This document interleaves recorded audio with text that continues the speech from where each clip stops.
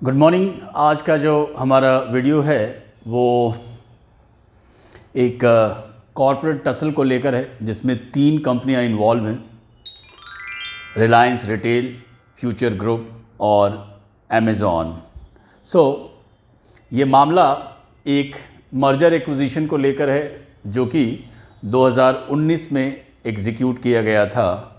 इसके तहत इसमें जो अमेज़ॉन ग्रुप है, अमेज़ॉन ने future coupons private limited FCPL के अंदर $200 मिलियन का इन्वेस्टमेंट किया था और उस डील के तहत जो अमेज़ॉन है उनको 49% स्टेक मिल गया FCPL future coupons private limited. अब फ्यूचर कूपन्स प्राइवेट लिमिटेड ये फ्यूचर ग्रुप की होल्डिंग कंपनी है जो कि फ्यूचर रिटेल के 7.3% इक्विटी को होल्ड करती है। यानी कि जो फ्यूचर कूपन प्राइवेट लिमिटेड है FCPL, उसका 7.3% का अधिकार कहाँ पे है? फ्यूचर रिटेल जो कि फ्यूचर ग्रुप की दूसरी कंपनी है। तो इस तरीके से जो ये डील हुआ था अगस्त 2019 में, उसको लेकर काफ़ी विवाद उत्पन्न हुए हैं।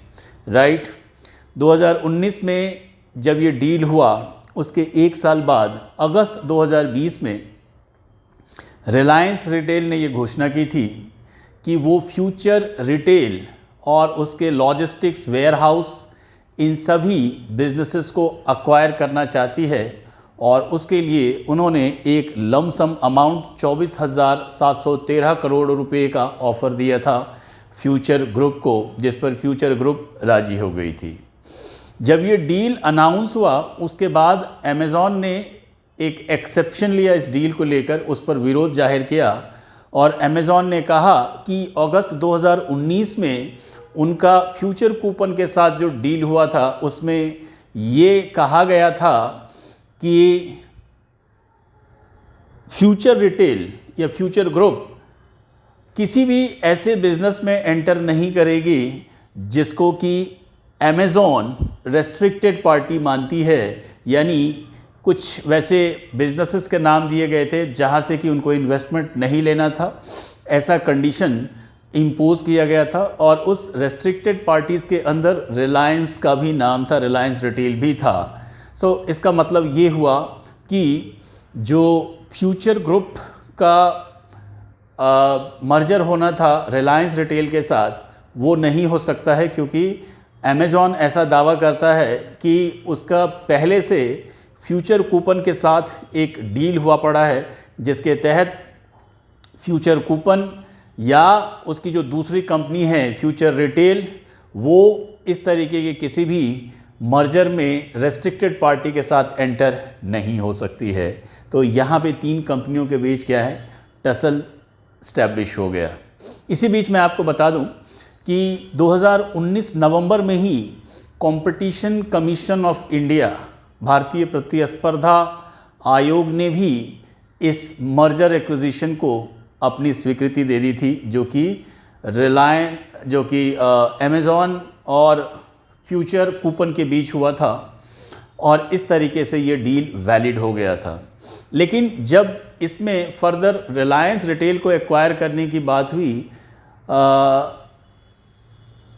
रिलायंस के द्वारा, वैसी स्थिति में अमेज़ॉन ने इस डील को सिंगापुर आर्बिट्रेशन के अंदर चैलेंज किया। सिंगापुर इंटरनेशनल आर्बिट्रेशन सेंटर में इसको चैलेंज किया और वहाँ से जो डिसीजन था, जो जजमेंट था, वो अमेज़ॉन के फेवर में आया और उसने इस डील को होल्ड कर दिया। इसी जजमेंट के बेसिस पर दिल्ली हाई कोर्ट और सुप्रीम कोर्ट तक ने भी इस मामले को होल्ड किया। लेकिन इसी बीच जो फ्यूचर कूपन प्राइवेट लिमिटेड है FCPL, उसने कंपटीशन कमीशन ऑफ इंडिया उनके यहाँ पे एक एप्लीकेशन फाइल किया कि अमेज़ॉन कई सारे ऐसे इंफॉर्मेशन हैं जिसको उसने कंसील किया था, गुप्त तरीके से अपने पास रखा था और इस तरीके से पूरे ट्रांसपेरेंसी के साथ 2019 में जो डील हुई थी वो पूरी ट्रांसपेरेंट नहीं थी और इस एक्विजिशन में कई सारे ऐसे फॉरेन इन्वेस्टमेंट के लॉज और बाई लॉज हैं जिसको कि फ्लाउट किया गया है, जिसको तोड़ा गया है।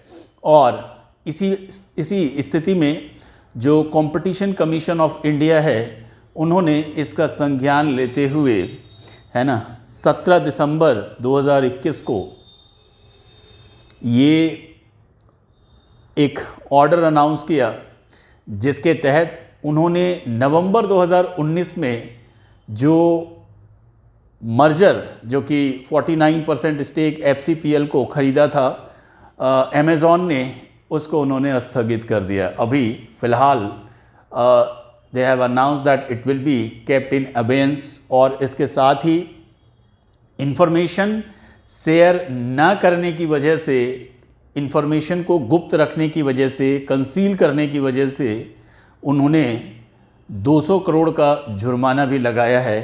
किसके ऊपर? अमेज़ॉन के ऊपर। सो ये कल का जजमेंट है और ये बहुत ही महत्वपूर्ण जजमेंट है। कंपटीशन कमीशन ने ये भी कहा है कि ये कंपटीशन के स्पिरिट के अगेंस्ट में है, क्योंकि कंपटीशन कमीशन ऑफ इंडिया को देखना है कि जो भी मर्जर एक्विजिशंस हैं, जो भी डील्स के कॉम्बिनेशंस हैं, जिसको उनके टेक्निकल टर्म में कॉम्बिनेशन कहा जाता है, तो उस डील के अंदर फेयरनेस होना चाहिए, ट्रांसपेरेंसी होनी चाहिए।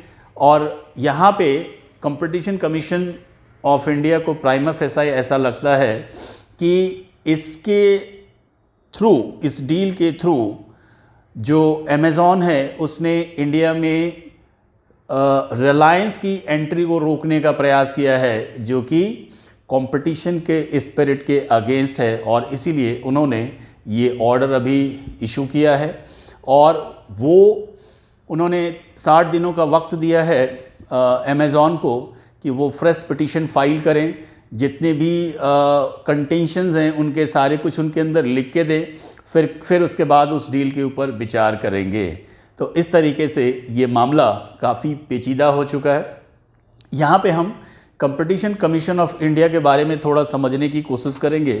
तो कंपटीशन कमीशन ऑफ इंडिया का, जैसा कि नाम से आपको पता चलता है कि ये इंडिया में बिज़नेस के अंदर फ्री और फेयर कंपटीशन को इंश्योर करने के लिए बनाया गया है।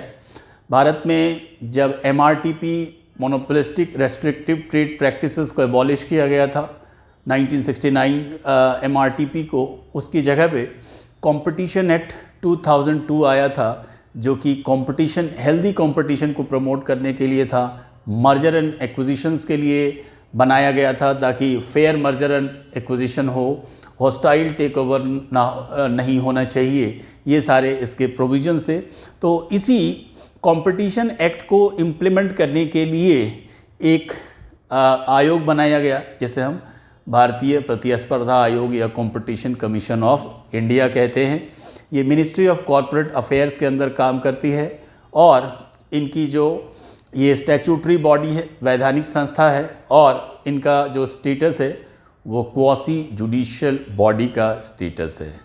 So this is all about the dispute that has arisen in the corporate world. It's a big dispute.